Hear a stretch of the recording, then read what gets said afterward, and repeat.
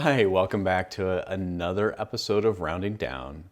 Today we are going to focus on how to cook steak while on the keto diet. So what we're going to prepare today is a nice little rib roast that I had left over from Mother's Day that was in the freezer, and we unthawed it in the refrigerator for the last couple of days. It looks beautiful. I'll show you that piece of meat here in a minute.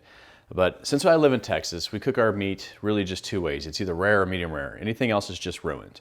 So with that being said, I'm going to take you through a reverse searing process that has worked flawlessly for me every single time that I've cooked a steak. Some ground rules that we're going to work with. We're going to use our oven behind me here to cook the steak thoroughly until the internal temperature reaches 119 to about 122, 123 degrees is where we're going to cook the internal temperature of the steak, and we're going to stop cooking it at that point in time. And then we're going to sear it. We have two options of searing. We can either take it outside to the grill and sear it on the grill on both sides and on the edges, or we can sear it in a cast iron pan. Right now we have some stormy weather going on here in Texas today, so I may change my plans. I was going to take you outside and sear it on my grill, which is my favorite method of finalizing the steak. But with the rain and everything going on, we might actually just switch gears and sear it rather on the cast iron skillet here when the steak is finished being cooked. So the first thing we're going to do, again, is we're going to go over to our oven. We're going to set it for 225 degrees. So let me go ahead and do that now. All right, so the first thing we're going to do, our steak is rested for pretty much all morning, so we are definitely at room temperature. Everything looks good. This is a bone-in piece of meat, so it's the bone-in rib roast. So the butcher already cut the bones back a little bit, so we're going to go ahead and cook this with the bones intact. First thing we're going to do is salt and pepper this thing.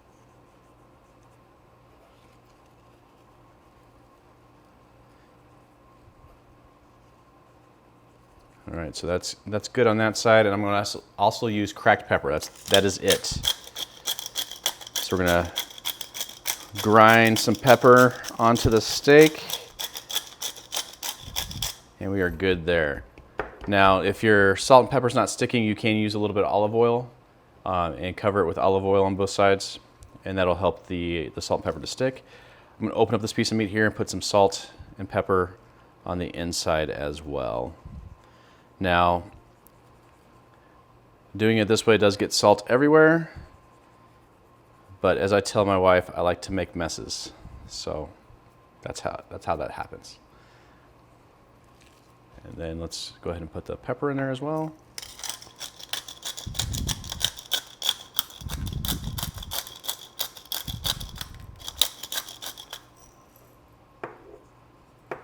All right.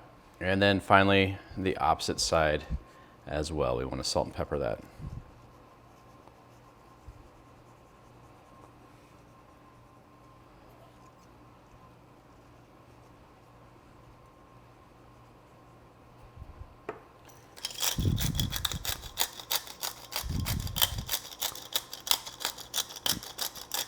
And then my oven just beeped at me that it is ready. Now this is going to cook in the oven. It's going to vary depending on the size of the meat that you have. We obviously have a good piece of meat here, probably weighing at 3 pounds. So I would imagine we're going to be cooking this bad boy for about 45 minutes to an hour in the oven. And again, that's to get it to a perfect rare in the oven, and then we're going to sear the sides to bring it up to a medium rare when it's all said and done. So this is what we're looking at right now. Look at this beautiful piece of meat. Great ribeye steak, sitting about 4 inches thick, but this is going to feed our whole family tonight. There's still 2 bones left in it, as you can see here, 1 and 2. So a great piece of meat. If you cook the whole thing, that's what you make prime rib out of, and then the butcher will take the prime rib and cut these down into ribeye steaks, and that's what we have. So obviously we have the bone side, and this little piece of meat is the cap of the ribeye, also called the spinalis, which is my favorite piece of the entire beef.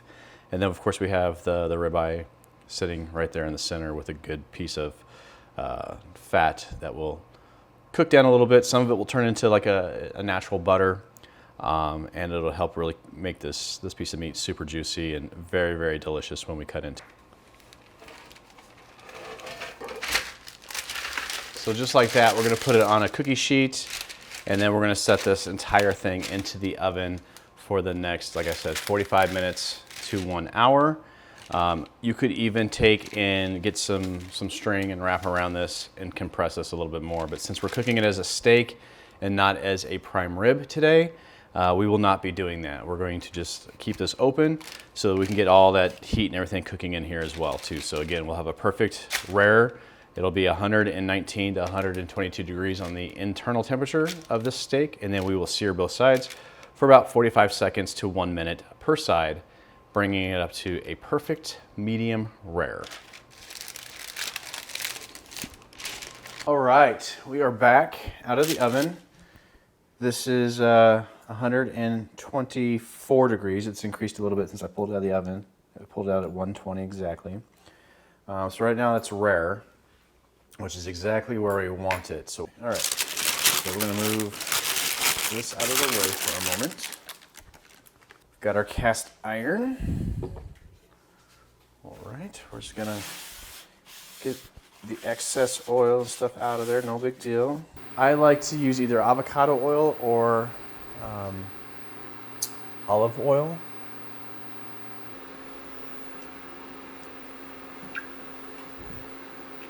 Again, you want this pan as hot as you can possibly get, like 500 degrees if possible. This thing shows 460 degrees is what I'm cooking or bringing it up towards. And what we're gonna do is we're just gonna place the steak right in the center of all of that. And we're cooking it for no more than 45 seconds.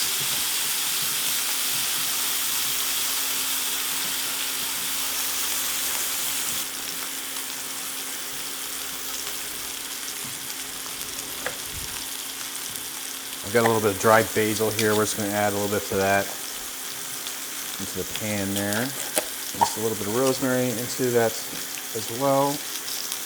And what we're going to do is spoon that on to the other side as it cooks here. Take a peek, see what we're doing here.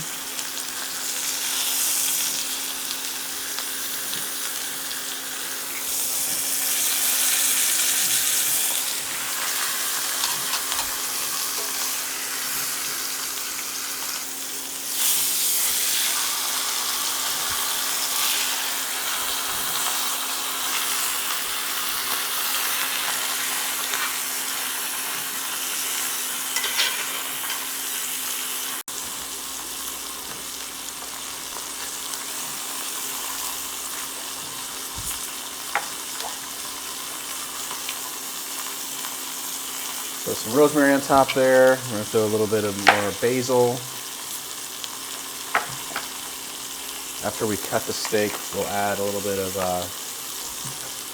salt to the cut portions of the steak. I like to wipe down the steak with butter.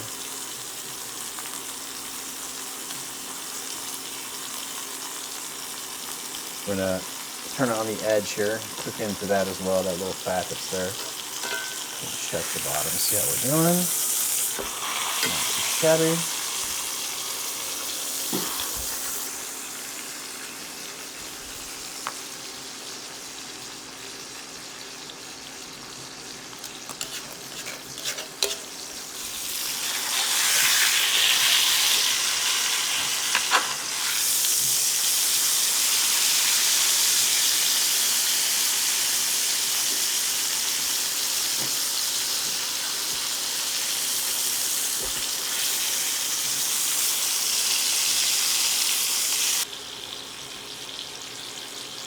All right, so I'm gonna pull the steak off and let it rest while I'm cooking now the next portion. So there is our steak. Let's bring it forward here in camera so you can see that deliciousness. That looks good over here too. Oh, perfect. Now, here's the bone obviously, so we're just gonna go ahead and cut that down. We're gonna lay that to the side. That'll be good eating for somebody. And again, this piece up here is what we call the spinalis, or the top cap of the ribeye. So we're going to cut that out. And it's got a little bit of fat that we'll trim up here. But then here's the core of the actual ribeye itself. Okay. That meat looks great.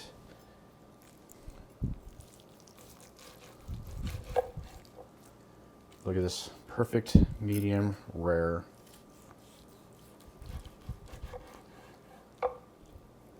Beautiful. Can you see that? That is absolutely gorgeous. Let me see if we can get this up here on camera for this one here a little bit more. See if I can get it to focus on that. Look at that. Beautiful piece of meat. Absolutely gorgeous. So let's, as any chef, you gotta try your masterpiece. And we'll put a little salt on there. All right, we're gonna cut it up just a little bit. And we're going to see just how well it tastes. Let's just see how that tastes. Oh my gosh, the flavor is absolutely stunning. Like, it's so juicy, so filling. It's like perfect. Like, there's nothing more you can do to it. I love A1 sauce, but you would never want to add A1 sauce to this. It is absolutely outstanding. All right, thank you so much for watching the reverse sear steak video that we just produced. Now, I recorded that a few months back. I'm just now getting around to putting it together to release on YouTube, and I forgot to record an outro for this. So thank you for watching. I definitely appreciate it. If you would do me a favor, please hit the subscribe button if you haven't already, and if you got any value out of this video, please hit that like button as well. It helps us know what we're doing right and what we need to work on. Also, if you'd like to connect on Facebook, you can reach us at Rounding Down Together there on that platform. And as always, we're always looking for ways that we can, bring you better content. So feel free to drop us a comment below on if there's anything that you want to see. And a video that I think you guys should look out for, which I'll have edited here before too long as well, is a Brussels sprouts video on how to make them taste super delicious. I cooked them at the exact same time that we did that steak video, but I did not include it in this particular segment because I didn't want it to go too long. So again, we appreciate you, and as always, thank you for watching another episode of Rounding Down. Take care.